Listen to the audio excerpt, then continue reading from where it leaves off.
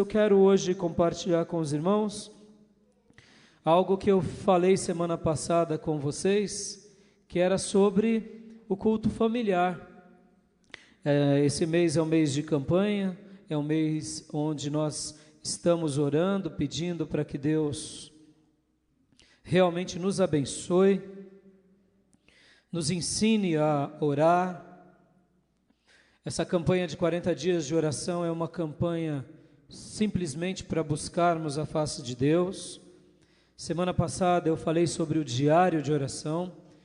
Eu amei o feedback dos irmãos, das irmãs me procurando com relação a isso. E hoje eu quero falar sobre o diário de oração, não mais sobre ele, mas eu quero falar sobre o culto familiar. O culto familiar. O culto familiar, ele é uma coisa importantíssima na vida de um cristão. E nós temos vivido dias, eu diria, muito difíceis, em virtude do momento em que, de fato, vivemos.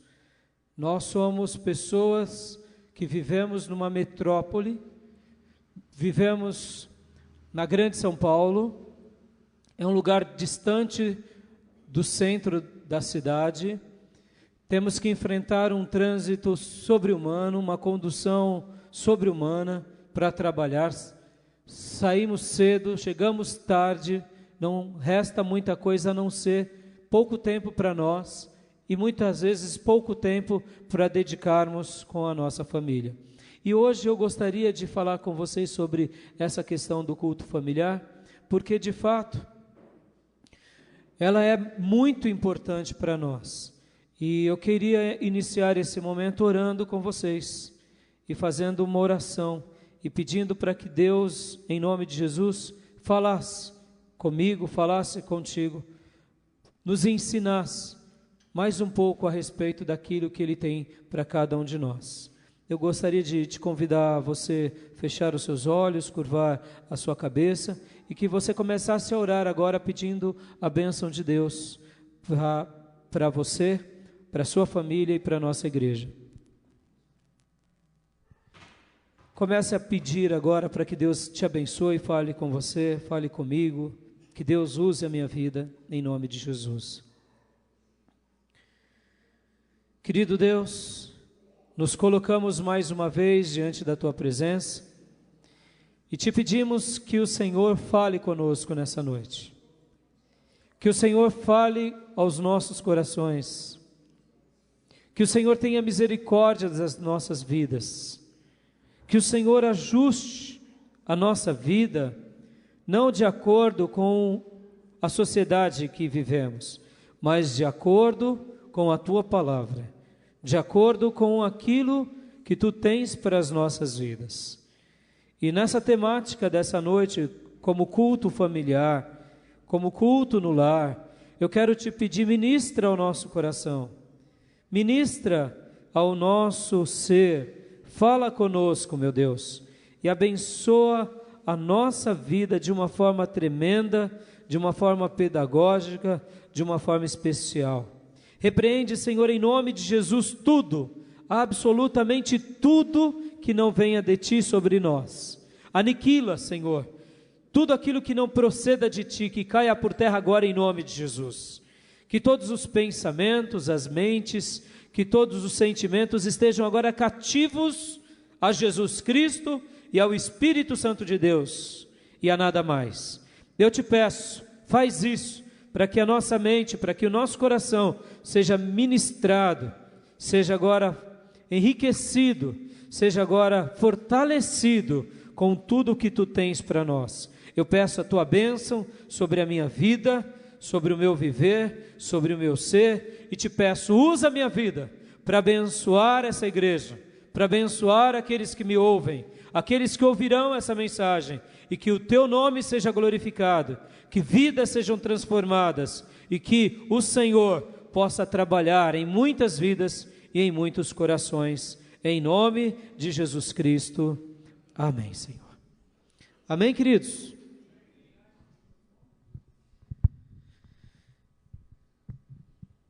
Culto familiar reunião no lar, cultinho de casa. Não importa como você chame, o importante é que você nutra o seu coração buscando a Deus com a sua família. Eu quero te ensinar aqui um segredo que eu aprendi com o pastor N. Cordeiro, pastor do Havaí, um pastor jovem, um pastor de uma igreja em expansão, um pastor que tem ganhado algumas milhares de pessoas para Jesus, algo que ele me ensinou numa palestra do Summit. Aonde começa a nossa família e aonde começa a nossa igreja? Geralmente, fazemos da nossa família e da nossa igreja uma divisão mais ou menos como dessa régua. Todos conseguem visualizar essa régua? Ela é transparente, mas dá para vocês verem? Geralmente, obrigado, irmã. Nós fazemos uma divisão. Aqui é minha família e aqui é minha igreja. E a gente vai vivendo uma vida na igreja, sempre fazendo mais ou menos essa divisão. Aqui é a minha família, logo é a minha primeira igreja, e aqui é a minha igreja, ou seja, minha segunda família. O pastor N, após passar por várias experiências na sua vida pessoal, descobriu algo muito interessante que eu quero ensinar para vocês, que é algo que não existe essa divisão no nosso coração ou no coração de Deus. Aqui é minha família e aqui é minha igreja. O pastor N diz que não há divisão, o que há é uma só família. Uma só família. E como então administrar isso? E como então gerir isso na nossa vida? Por que eu estou falando isso? Você vai entender no decurso da mensagem. Muitas vezes nós estamos com um problema na nossa família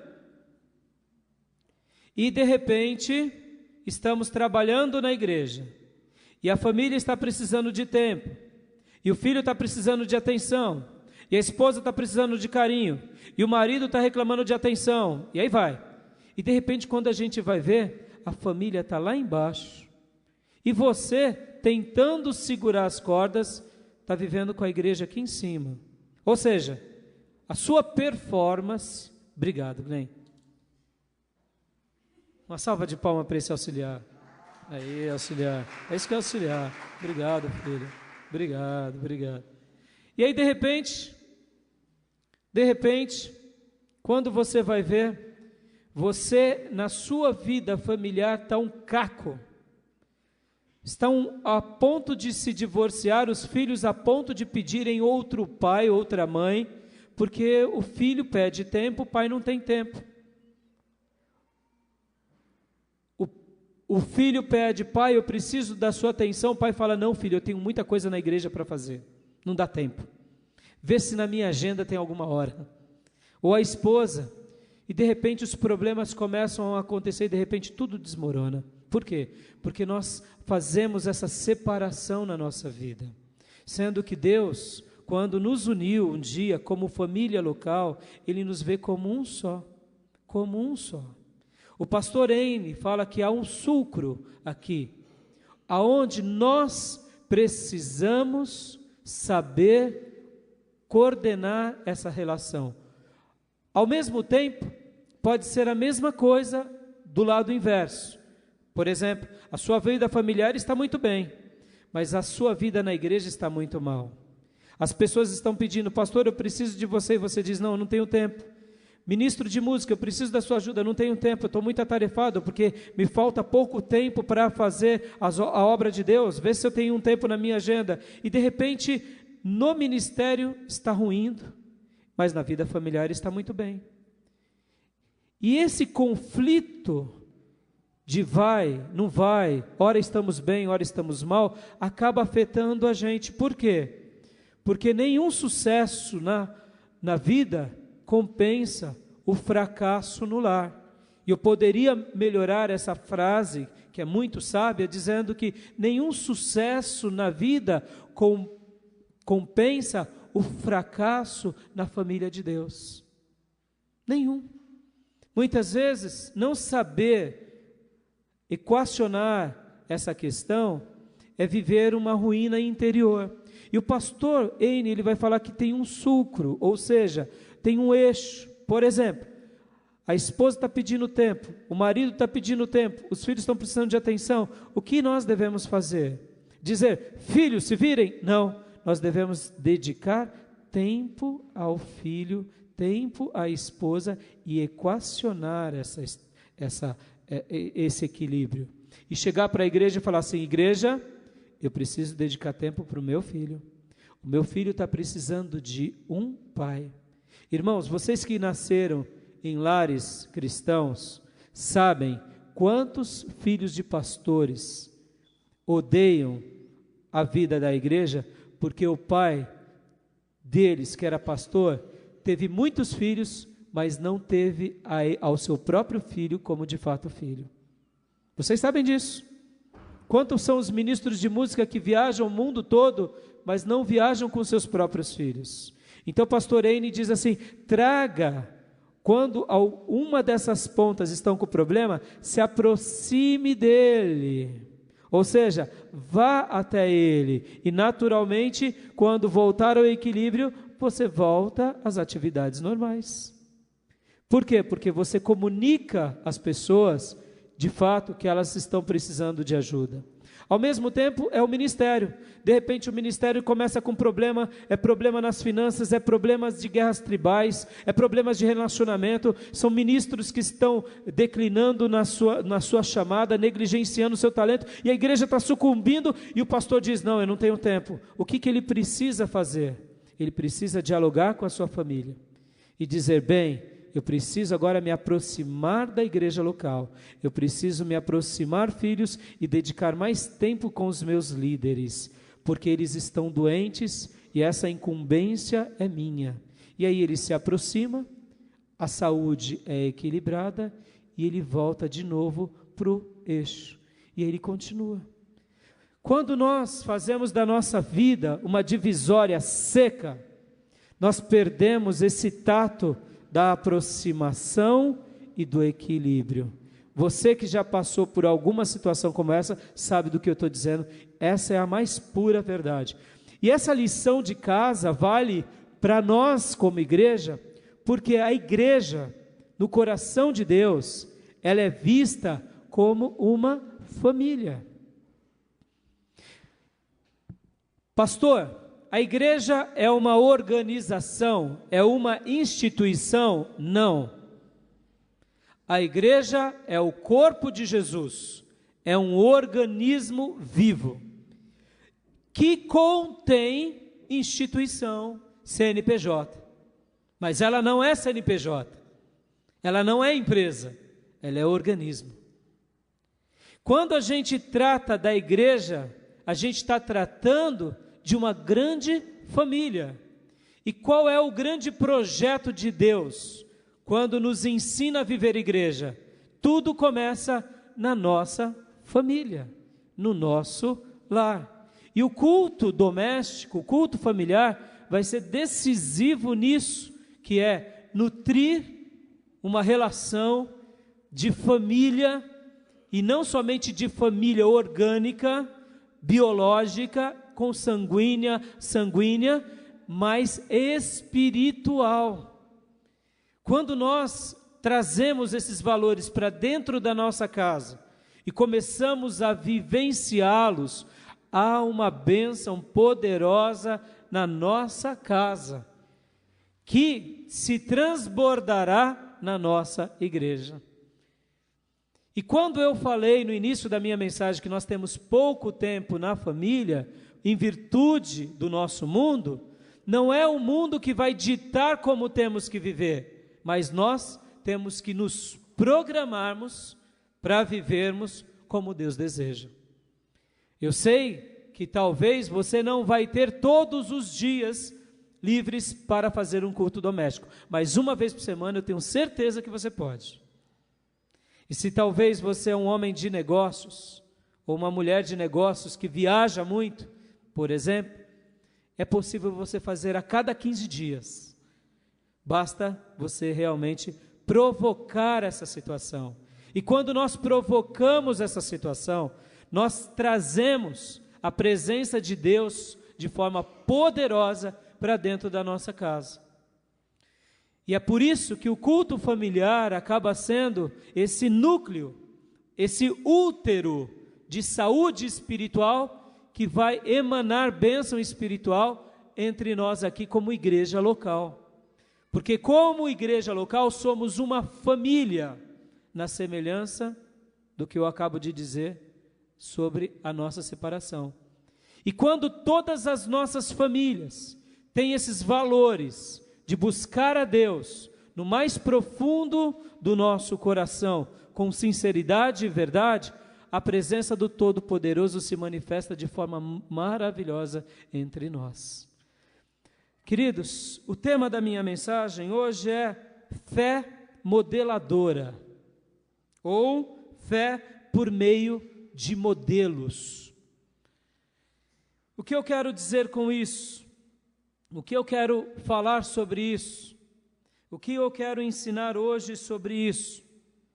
A verdadeira fé cristã, ela é transmitida ao redor da fogueira ou ao redor da lareira ou na beira de um fogão, na beirada da cama, na mesa da cozinha, na comunhão familiar da sala. Nossas vidas anseiam por uma vida em família. E essa vida em família, não somente no aspecto social, relacional e afetivo, mas principalmente pelo aspecto espiritual. Essa é a tese que eu quero trabalhar hoje aqui com vocês. Ansiamos por família, ansiamos por vida de comunidade, ansiamos por relacionamentos saudáveis. Quer ver um exemplo disso?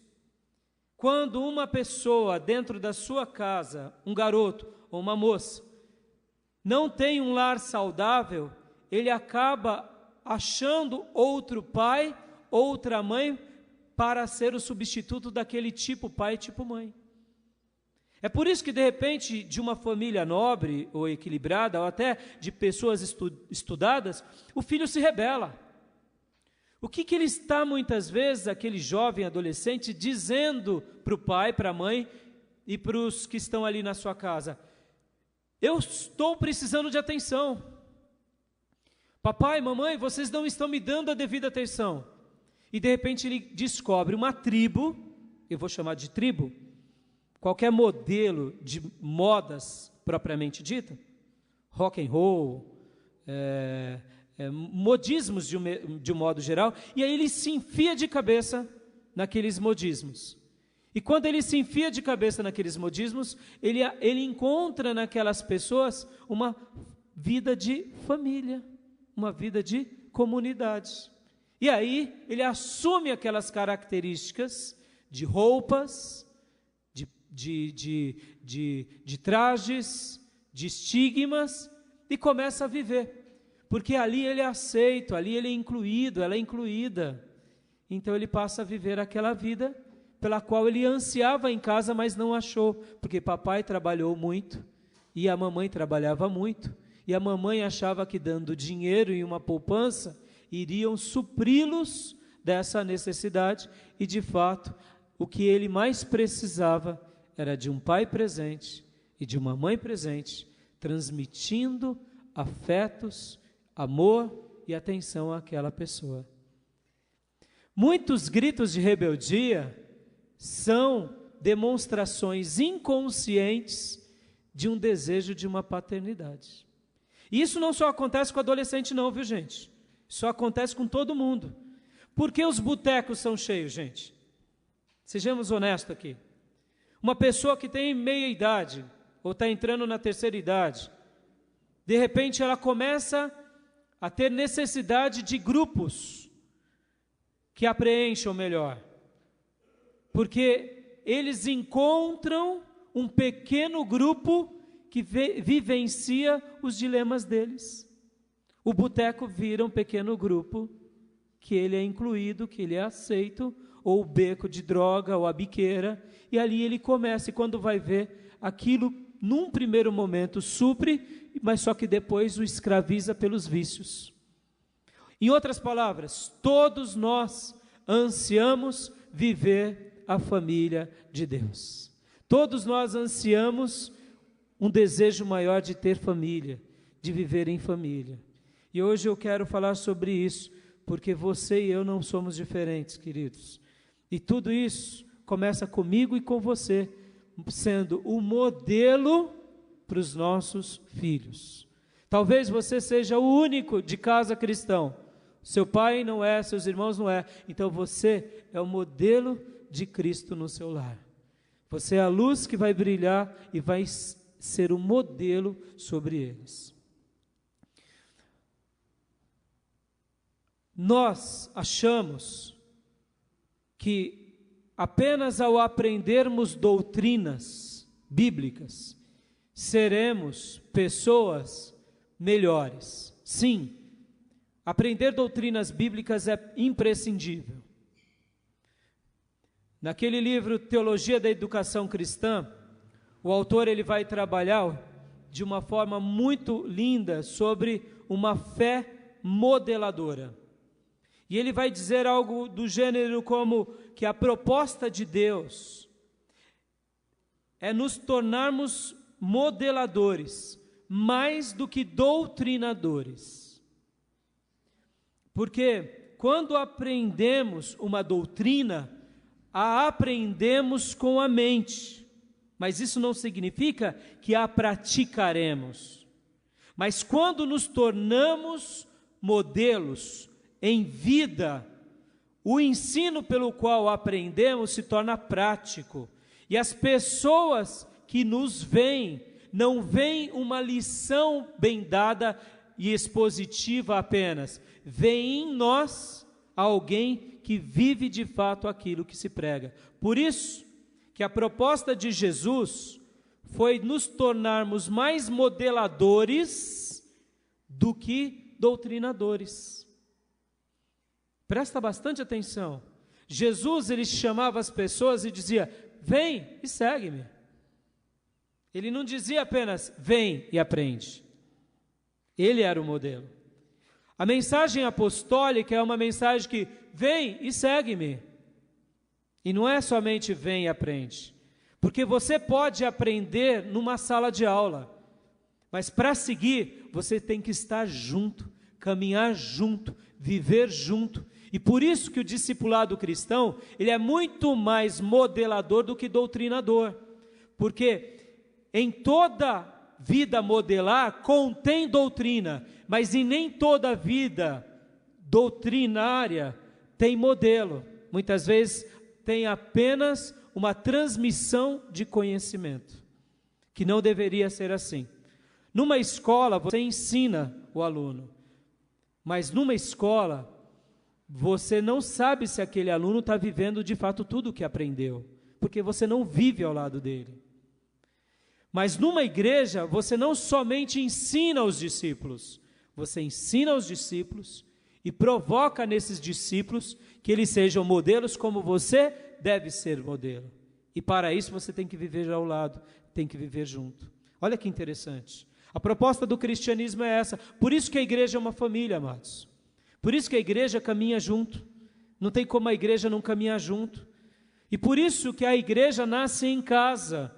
E essa casa consagrada se transborda na relação da mutualidade entre os irmãos. Porque são vidas de modelos que se propagam como exemplo aos demais. Por isso que a mensagem cristã, ela é uma mensagem de transformação poderosa.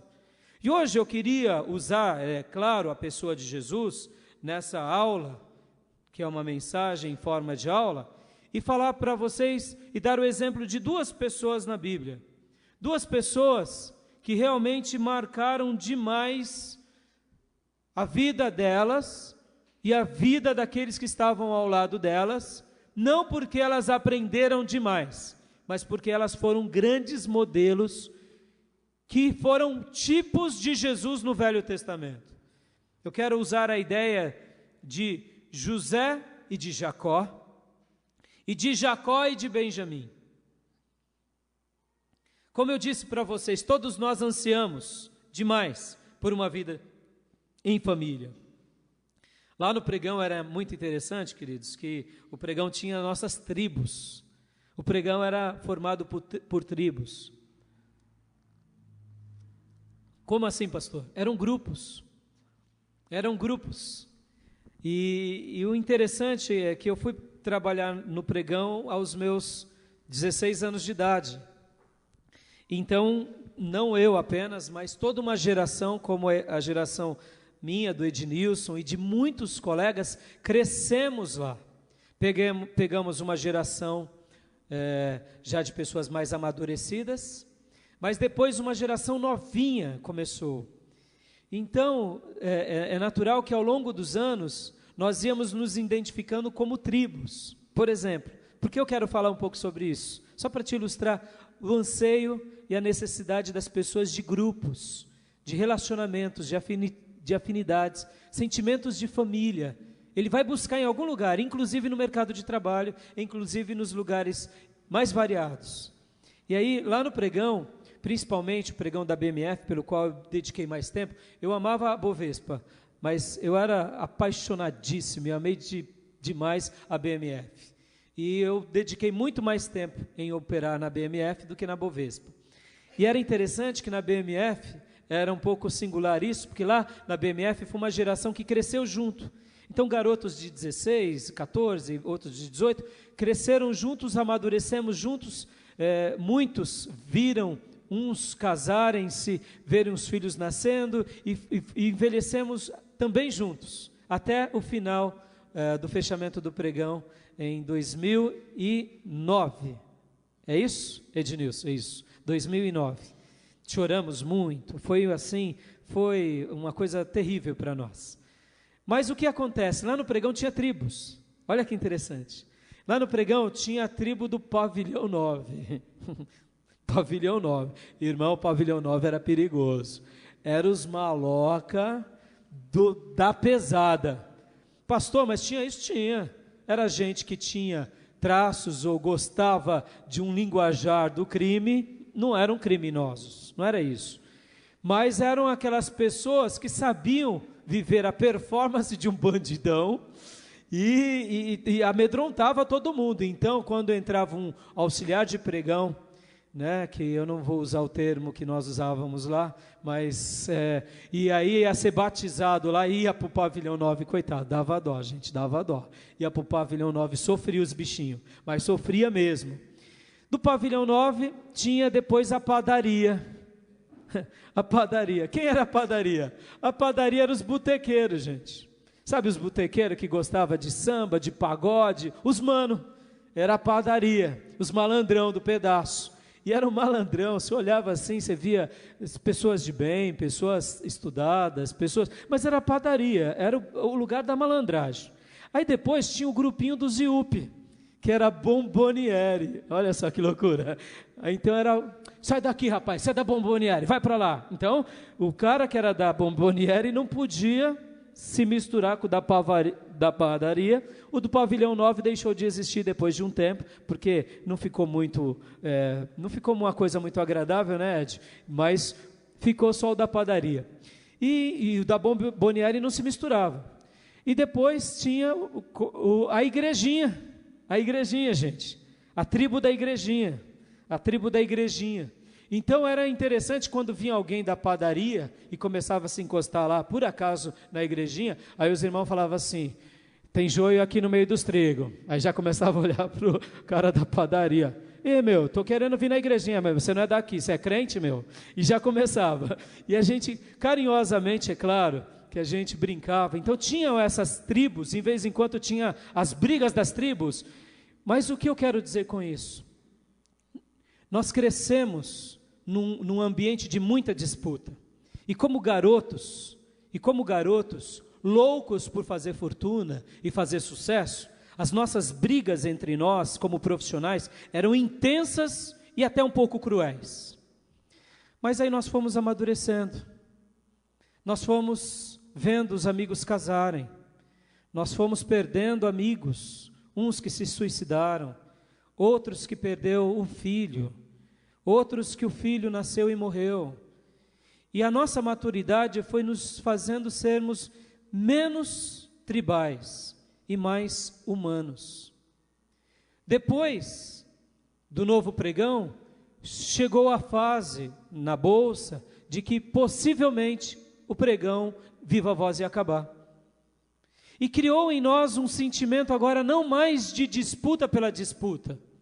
Tínhamos a disputa, mas tínhamos a solidariedade, porque daqui uns anos o emprego do meu amigo não vai existir mais. E de repente, nós víamos pessoas que antes se comiam vivas, agora se ajudando mutuamente. Irmãos, trabalhar naquele lugar foi apaixonante. Apaixonante porque eu pude conviver com pessoas maravilhosas, profissionais de um nível assim maravilhoso. Trabalhei em empresas maravilhosas. Então nós aprendemos a nos amar. E eu pude amar aquelas pessoas, amar aqueles colegas, pregar para eles, se relacionar com eles, comer nas festas deles e eles nas minhas. Criamos ali um ambiente de família. E quando veio o dia de que o pregão acabou, a única coisa que nos sobrou foi chorar. Chorar porque as nossas profissões já não existiam mais. Chorar porque, como muitos ali não tinham uma segunda opção, dedicaram a sua vida na performance de ser um trader viva voz. E isso foi doloroso, foi um golpe, porque tínhamos salários muito bons, muito altos, que não achávamos um emprego parecido com esse. E diferente de outro emprego, você tinha um pregão só. Você não tem como viajar para um outro estado para trabalhar em uma outra bolsa. Não tinha. Ou seja, a nossa profissão deixou de existir. E agora muitos daqueles amigos já estavam com seus 40 anos e dedicaram toda a sua vida num projeto profissional. Muitos não estudaram porque realmente se dedicaram intensamente e viram todo o seu castelo ruir. O que sobrou de nós? Sobrou a lembrança de uma profissão maravilhosa que exercitamos e de pessoas maravilhosas que convivemos. Eu fui muito privilegiado de ter colocado ali a minha vida à disposição daquelas pessoas, das empresas pelas quais trabalhei, e pude, assim, ter momentos maravilhosos com cada uma daquelas pessoas, inclusive na última empresa que eu trabalhei, deixando, assim, marcas, não somente minhas, mas deles em mim.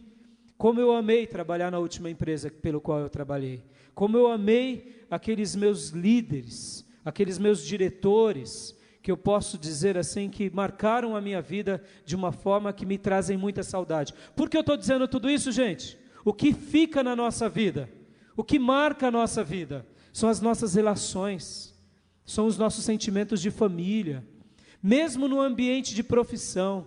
Quando você se dedica intensamente e faz daquilo, não só a sua profissão onde você ganha o seu pão, mas você faz dali o seu lugar onde cedo você vai compartilhar de algo com o outro, e faz daquilo uma tribo ou uma família, é diferente. Eu particularmente saí do HSBC em 2009. Irmãos, como eu pude amar demais os meus dois últimos diretores, o Vieri e o André Brandão. Deixar uma marca aqui, que eu até hoje não se esqueço, e sempre oro por eles, pedindo para que Deus abençoe eles e a vida deles. Que saudade que eu tenho daquelas pessoas. Por quê? Porque cultivei não somente uma profissão, mas cultivei uma profissão amando e se relacionando com pessoas dignas. Agora, se isso foi possível na vida profissional, quanto mais na vida de igreja. Se isso é possível na sua vida profissional, quanto mais na sua família, quanto mais na sua relação com os seus parentes. É possível sim, e Deus deseja isso para nós. E o motivo de eu ter citado José do Egito e Jacó, e depois Jacó e Benjamim, é porque eu quero mostrar para vocês como esses dois grandes servos de Deus deixaram lições modeladoras, poderosas para nós. Por exemplo, vocês conhecem a história de José do Egito, que aos 17 anos foi vendido pelos seus próprios irmãos. O filhinho predileto de Jacó foi vendido. O filhinho predileto de Jacó foi vendido pelos irmãos de uma forma traiçoeira. Em menos tempo do que ele se imaginava, de príncipe da sua casa, passou a ser escravo de um reino onde ele não compartilhava de nada, de nenhum daqueles valores. Ele acabou sendo escravo lá no Egito. Depois de alguns anos, Deus o exaltou e ele se torna governador do Egito, abaixo apenas de Faraó. A história é maravilhosa, é marcada de intensidade, é marcada das digitais de Deus, mas porque José, um dia, presta bastante atenção, ele aprendeu na casa do seu pai o que era temer a Deus. Ele aprendeu com seu paizinho o que era amar a Deus. Aonde? Ao redor da fogueira, do lado do fogão, no pé da cama, ouvindo o papai. A Bíblia diz que os demais filhos de Jacó eram filhos desobedientes, mas José não. José era um filho nascido na velhice e um filho que lhe dava muito orgulho. Eu quero acreditar que Jacó pode ter errado, sim, como um pai, como eu e você, mas ele também acertou e muito, e ele passava as instruções para o filho, e o único filho que dava atenção era José. José aprendeu aonde? No templo? Aprendeu aonde? Na igreja? Não, aprendeu na casa de seu pai. Papais, você tem a maior oportunidade da sua vida. Os seus filhos são o maior tesouro do seu ser, da sua existência. Saiba disso. Você vai conseguir durante a sua vida progredir bastante, mas aonde você parar vai ser o início da jornada dos teus filhos.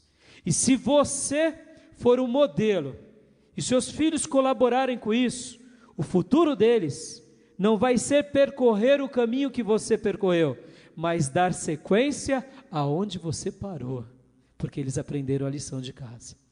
A gente acha que essas grandes pessoas do mercado de trabalho, por exemplo, como Jack Welch, que foi um grande CEO da GE, presta atenção, ele é um grande CEO do mundo, um dos maiores líderes do mercado de trabalho, como referências até hoje. Chegaram para ele e falaram assim: quem foi o seu treinador por excelência? Quem foi que te ensinou profundamente? E aí ele disse assim: as maiores lições da minha vida foi com a minha mãe.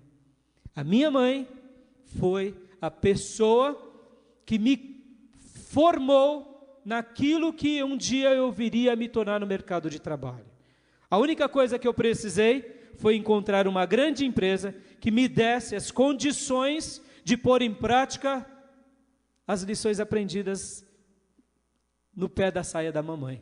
Porque mamãe, quando eu errava, ou quando ela me dava uma tarefa, eu tinha que cumprir, porque ela era britânica, ela era precisa, ela era incisiva, e esses valores enraizaram em mim. Então, quando eu fui para o mercado de trabalho com uma boa formação e entrei numa grande empresa como a GE, pronto, foi a combinação perfeita. Um homem de uma habilidade maravilhosa, numa empresa que deu espaço, e ele se tornou o que se tornou. Mas quem foi o grande mestre, a grande mentora da vida dele? A mamãe. A mamãe. Olha que coisa fantástica, gente. A mamãe. A mamãe. Não foi outra pessoa senão a própria mãe dele. Você está gerando príncipes nessa terra, amado. Você está gerando princesas dessa terra. Talvez você olhe para o seu bebê hoje e diz assim: mas pastor, eu estou com medo do futuro que o mundo tem para ele. Eu posso te dizer, mamãe, papai, talvez o teu filho, a tua filha, é a esperança que o nosso Brasil precisa tanto. Não olhe com medo. Produza o melhor que você puder fazer por ele. Produza. Pastor, eu tenho medo de ter um filho. Não, não tenha medo. Quem sabe é ele a grande esperança da nossa nação. Quem sabe é ele a grande referência que as pessoas se lembrarão.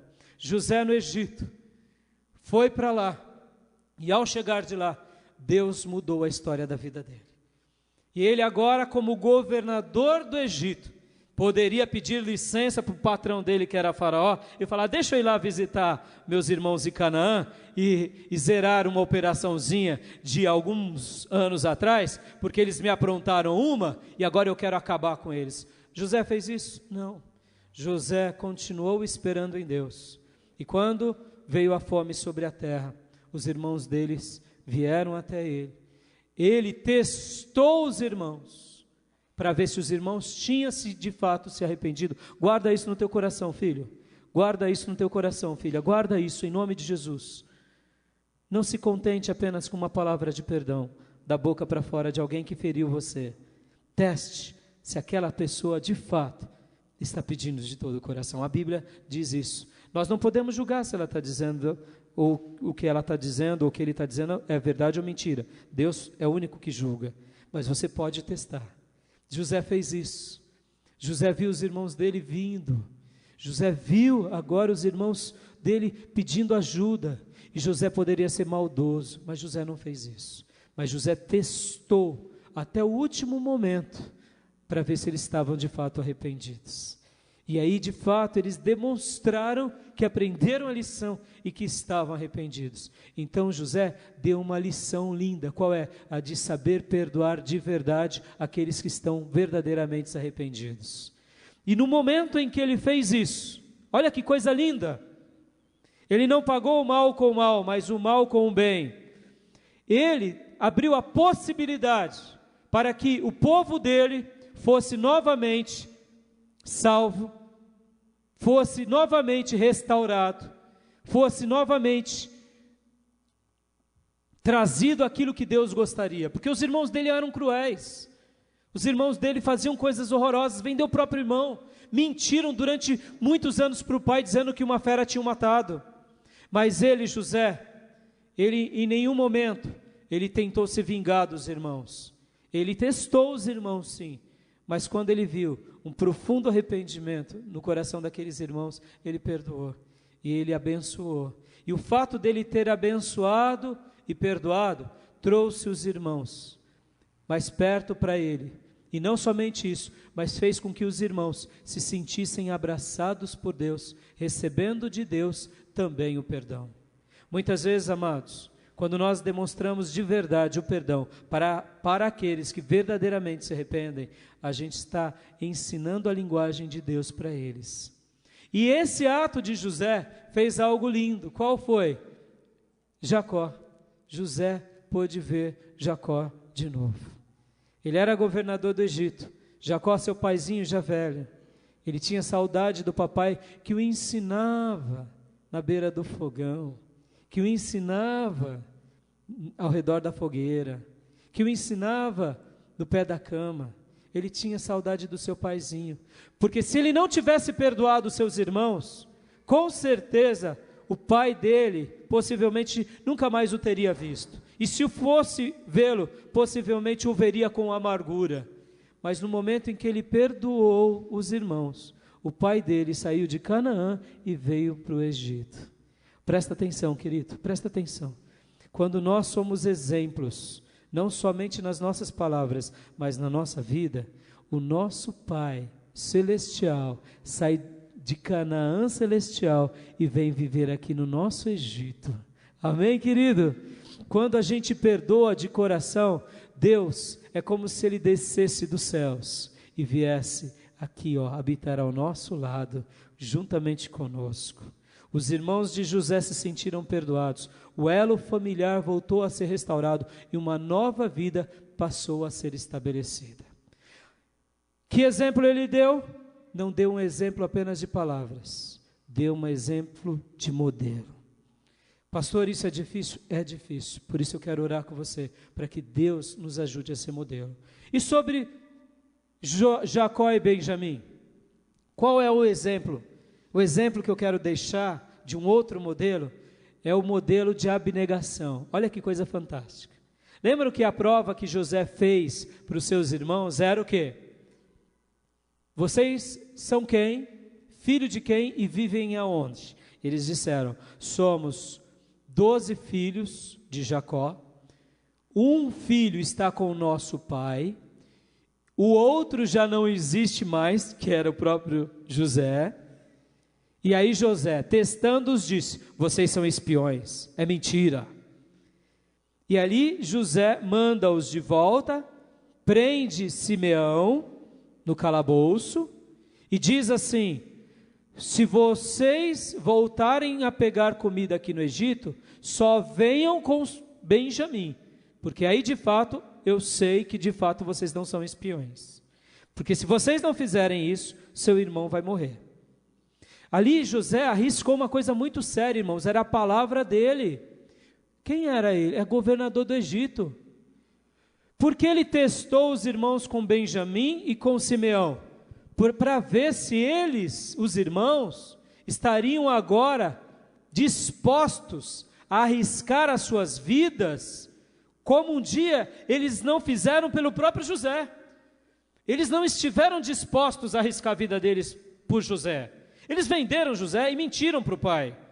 Agora esse teste de José era: será que vocês estão aprendendo a zelar pelo irmão de vocês, Benjamim, que está preso aqui no Egito, ou melhor, Simeão, que está aqui no Egito? E será que realmente vocês estão dispostos a cuidar de Benjamim como um dia vocês não cuidaram de mim? Então esse é o teste. Olha que coisa fantástica. Mas ele correu um risco violento, porque se os irmãos fossem agora medíocres e pequeninos, Benjamim morria pela sentença dele próprio. Olha que situação. Mas ele assume esse risco porque ele tinha esperança de que os irmãos estariam pagando sim pelo erro que tinham feito no passado. Inclusive os irmãos conversavam em hebraico entre eles, e José falava com eles em egípcio, e não se permitia falar na linguagem dele, tinha um intérprete, mas quando eles falavam em hebraico, ele entendia tudo. E eles diziam assim: está vendo? O mal que nós fizemos ao nosso irmão está recaindo sobre nós depois de tantos anos. E ele entendendo tudo, e ele vendo aquele burburinho de arrependimento, mas ele precisava ver atos de arrependimento. E aí eles chegam lá para Jacó e dizem para Jacó: olha Jacó, pai, o homem lá, governador do Egito, disse que a gente só ia voltar para lá se a gente levasse Benjamim. O que Jacó fez, irmãos? Tá bom, leva Benjamim, foi isso? O que ele fez? Não, Benjamim não. Eu perdi José, filho de Raquel. Eu tive 2 filhos com a mulher amada. Eu tive José, que não existe mais, e agora Benjamim, ela já não existe. Eu não vou deixar. Aí quando toda a comida acabou, depois de um tempo, em que todos os mais de 70 homens e mulheres, que era ao todo daquelas pessoas que viviam sobre a tutela de Jacó, estavam passando fome, Jacó, sabendo que eles iriam morrer de fome, ele teve que dar um exemplo, ele teve que confiar naqueles filhos que eram rebeldes e entregar o melhor deles nas mãos daqueles meninos, que já eram homens. O que eu quero dizer como fé modeladora? O que eu quero dizer? Que Jacó, ressentido, doído, entregou o seu melhor. Ele entregou o seu melhor. Pensa você hoje, o que você tem de mais precioso na sua vida? O que você tem hoje de mais precioso na sua existência? O que você tem? É o seu emprego? É a sua poupança? É a sua esposa, o seu marido? É o seu filho? É você mesmo? É o seu dom? É o seu ministério?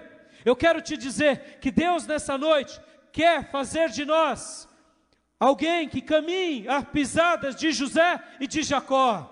José perdoou e Jacó se doou em nome de Jesus. Ele doou entregando o melhor. Ele doou pela fé, sabendo que o filhinho dele ia lá para o Egito, e lá no Egito, tudo poderia acontecer de ruim, não só com o filhinho dele, mas com toda a prole dele. Mas o que Jacó fez? Ele confiou em Deus. Amado, quando eu falo sobre vida familiar, é isso, é uma vida de modelo. E hoje eu queria deixar esses 2 modelos aqui, o modelo de José, que é o modelo do perdão, é o modelo daquele que testa sim para ver, mas quando vê, realmente perdoa. E quando você faz isso, o Pai vem sobre você e te abraça, porque foi assim que Jesus disse. que assim como nós perdoamos, ao próximo seríamos perdoados por Ele. Lembre-se que quando você não perdoa, o Pai não vem sobre você, porque o Pai vem sobre você quando você perdoa. E assim como Jacó teve relutância, nós também temos em muitas áreas da nossa vida, mas entrega nessa noite os teus benjamins para fazer a vontade do Senhor. Entrega os teus benjamins. Não se importe se Deus está pedindo algo muito grande, não se importe se Deus está pedindo, é porque você vai se encontrar, depois de entregar o seu benjamim, você vai encontrar-se, presta atenção nisso, você vai encontrar-se com o grande milagre da sua vida. Como assim, pastor? Jacó, relutante, entregou Benjamim. Judá disse: papai, eu vou na responsabilidade dele, eu vou na responsabilidade. Rúben tinha dito: papai, mate os meus filhos se caso eu não trouxer Benjamim. Mas Judá disse: pai, eu vou e levo eles, deixa eu ser o guardador do meu irmão, deixa eu ser, papai, porque foi Judá quem deu a ideia de vender Benjamim. Judá estava arrependido, José, foi Judá que deu a ideia de vender para os ismaelitas. Judá estava arrependido, gente. Ele falou: papai, confia em mim. Jacó relutante, mas entrega. E ao entregar Benjamim, que era o seu melhor, pouco tempo depois, quando vêm os seus filhos de novo, já não vêm mais em mulas apenas, agora vêm em carruagens egípcias, com vestimentas especiais. E Jacó diz: o que aconteceu? O que aconteceu? E todos eles dizem: papai, José ainda vive, é o governador do Egito. E ali ele se informa de tudo isso. E ele diz: eu não quero mais saber de nada. Ou seja, desse passado horroroso fica para trás. Que Deus lance no mar do esquecimento. Eu quero ver o meu milagre. E ele vai para o Egito e abraça o seu milagre e beija o seu milagre. E não só beija e abraça, mas abençoa Efraim e abençoa Manassés e traz para si a linhagem de José como a linhagem de Jacó. Irmãos, José é o quarto patriarca. Por causa dele, o mundo foi salvo daqueles dias. Israel foi preservado. Por causa da atitude de Jacó, de doação. Ele se doou, mas ele viu o milagre. Meu irmão, o que Deus tem te pedido, entrega os teus benjamins, que você se encontrará com os milagres de Deus. Você verá eles. Mas tudo isso não acontece na teoria, isso acontece quando a gente é modelo. E nessa noite eu quero orar com você, orar para que Deus nos faça sermos pais, mães modelares, pais, mães que aprendam a viver o perdão, pais, mães que aprendam a viver a vida de doação, crentes que vivem não só em casa, mas vivem na igreja, esse dilema de saber perdoar e de entregar sempre os nossos benjamins. Lembre-se disso, filho, lembre-se disso, filha, para o resto da sua vida. Quando você entrega o seu benjamim, o seu melhor, você se esbarrará com os grandes milagres de Deus e você verá tudo isso na sua vida para a glória do Senhor. Amém, queridos? Coloque-se de pé que eu quero orar por você em nome de Jesus. Aleluias. Uma fé como modelo. Lembre-se de José, lembre-se de Jacó, lembre-se de que Deus te chamou a você ser alguém, muito mais do que um doutrinador de vidas. Deus te chamou para ser um modelador de vidas, mas para fazer da sua vida um modelo padrão. José foi modelo de perdão, e Jacó foi modelo de abnegação, de doação, e que viu o seu melhor. Peça para Deus nessa noite alinhar o seu coração, para que você tenha mais tempo com a sua família, para que você tenha mais tempo com Deus, para que você tenha mais tempo com os valores de Deus. Peça para que Deus realmente faça algo novo e transformador na sua existência. Peça para que Deus realmente reescreva a sua história. Peça nessa noite, porque eu tenho certeza que essa é a vontade de Deus para você, Essa é a vontade de Deus para mim. Comece a orar agora e pedir: Deus, eu entrego nas tuas mãos o meu Benjamim. O que é o teu Benjamim hoje? Quem sabe é o teu eu. Quem sabe o teu Benjamim hoje é o ministério. Quem sabe é o teu marido, a tua esposa. Quem sabe o teu Benjamim hoje é a tua poupança. Quem sabe até é o teu ego. Entrega ele a Deus. Entrega a Ele. Confia que Deus vai fazer da ida perigosa desse Benjamim um milagre poderoso se realizar. Entrega o teu Benjamim a Deus. Libera o teu coração para perdoar. Libera o teu coração para consertar, porque através disso, Jacó vai sair de Canaã e vai entrar no Egito da sua vida. Ou seja, do Egito, não que você vive, mas dessa existência que nos assemelha a uma vida morando nesse Egito, nessa terra de Gosém. Aleluia, comece a orar enquanto o Ministério de Louvor canta esse hino.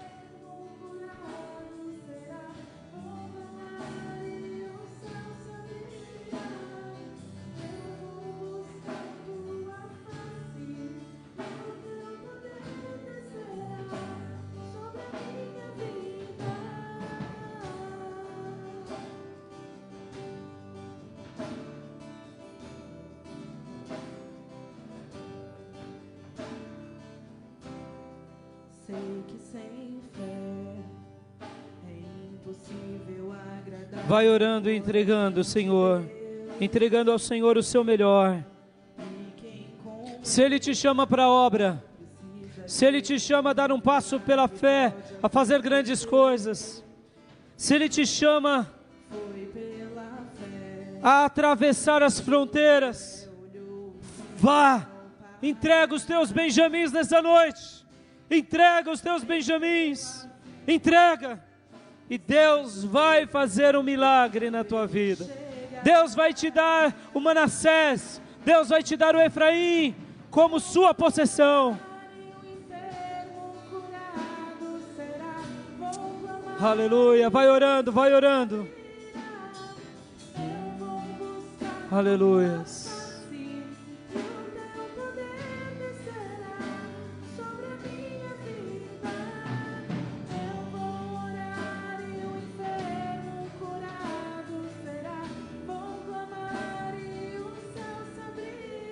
Aleluia, Pai.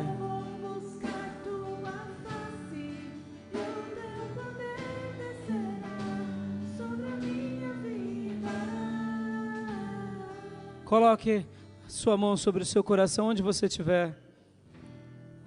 Eu quero orar por você agora. Vai orando por você mesmo, dizendo: faz de mim, Senhor, modelo. Faz de mim alguém que viva como José, como Jacó. Alguém que viva realmente na minha casa, na minha igreja, aonde eu for, porque eu quero ser alguém muito mais que discurse palavras, mas eu quero ser alguém que deixe um modelo, um legado, para todo aquele que me vê possa não ver a mim, mas ver Jesus em mim. Ao citarmos José, as atitudes de José eram atitudes que prefiguravam Cristo, tipos de Cristo. José foi um salvador para o Egito, Jesus é o nosso salvador. José foi aquele que libertou-os da morte, Jesus é aquele que nos livra da morte eterna. Jacó também é um tipo de Cristo, ele foi alguém que deu o melhor, e Jesus deu o melhor dele por nós, entregou a sua vida na cruz, entregou a sua própria vida. Jacó, além de ser um tipo de Cristo, é um tipo do Pai, que entrega o seu melhor filho para ter muitos outros filhos, para que os seus filhos sejam preservados. Eu sei que Deus tem o melhor para você, meu amado, Deus tem o melhor para você, mas siga a linguagem de Deus, siga os modelos de Deus, peça para Deus te ajudar. Os apóstolos pediram: Senhor, ajuda-nos, acrescenta-nos fé na arte de perdoar. Eu te digo, peça para Deus e Ele vai te acrescentar hoje. Peça para Deus, Os apóstolos são grandes exemplos de uma vida de abnegação, onde entregaram tudo nas mãos do Senhor, e você também, semelhante a mim, podemos entregar para fazer a vontade de Deus. Vai orando agora, em nome de Jesus. Pai, eu entrego essa palavra ao teu povo, eu entrego essa palavra à tua igreja, e eu abençoo a tua igreja com toda sorte de bênçãos, dizendo sobre eles que tudo irá bem. Firma em seus corações o modelo desses grandes servos de Deus. Me ajuda a ser exemplo para eles, ser exemplos e modelos, a começar da minha esposa e filhos, e depois desse rebanho, e aonde o Senhor me levar, e faz de cada um de nós modelos vivos de pessoas que vivem intensamente as tuas promessas. Usa-nos como tu queres, faça o que tu desejares, e abençoa a tua igreja, em nome de Jesus Cristo, em nome de Jesus Cristo, em nome de Jesus Cristo. Amém, amém e amém. Eu posso ouvir um glória a Deus? Aleluia! Glorifique ao Senhor, igreja. A glória é para o Senhor. Pode aplaudir. É para o Senhor, o dono de todas as coisas. Glória seja dada ao Senhor, glória seja dada a Deus. Que a graça do Senhor Jesus, que o amor de Deus Pai e as santas e eternas consolações do Espírito Santo de Deus estejam com todos vocês, e que Deus nos ajude a sermos modelos para a glória de Jesus. Deus nos ajude a sermos modelos para a glória de Jesus, e que Deus nos ajude a sermos modelos de Deus na terra para a glória de Jesus. Amém.